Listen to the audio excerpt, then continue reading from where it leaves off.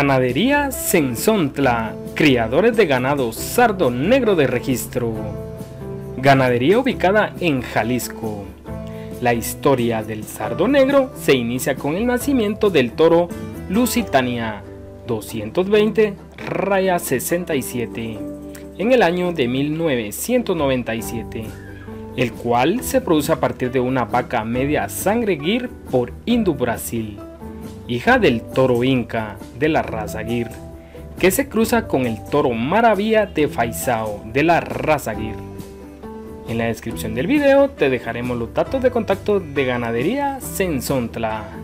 Por favor, suscríbete al canal y dale al botón de me gusta. Gracias por vernos.